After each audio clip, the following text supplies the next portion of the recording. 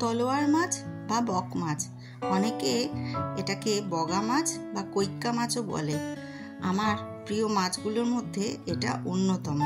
আর আমার মা যা সুন্দর এই রান্নাটা করে না, এক থালা ভাত খাওয়া হয়ে যায় এই মাছের ঝাল দিয়ে। সেদিন গেছিলাম পানিহাটিতে মার কাছে বেড়াতে। বাবা মাকে দেখার পর মা হাতে ধরিয়ে দিল এই মাছটা। শুধু মাছের ঝাল করেছে তাই নয়, আবার কিছু কাঁচা মাছও সঙ্গে দিয়ে দিল। পরে করব আমি সেই মাছগুলো রান্না, কিন্তু আগে মায়ের হাতের রান্নাটা খাই। উফ, দেখতে যা হয়েছে আর খেতে যা হবে ভাবতেই লোভ লাগছে।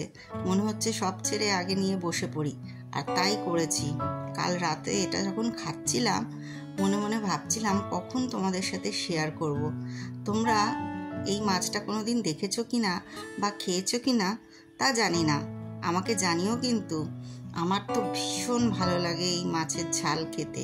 এটা দিয়ে চচ্চড়িও হয়, সব রকম সবজি দিয়ে অনেকে এটা চচ্চড়িও বানায়। কাঁটা খুব বেশি নেই, থাকলেও নরম নরম কাঁটা, আর ভীষণ ভালো স্বাদ।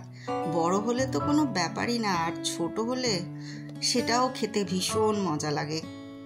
এই কাঁকলে মাছ বা কৈক্কা মাছ বা বগা মাছ বা তলোয়ার মাছ, যে নামেই ডাকো না কেন, এই মাছের ঝাল কিন্তু ভীষণ সুস্বাদু হয়।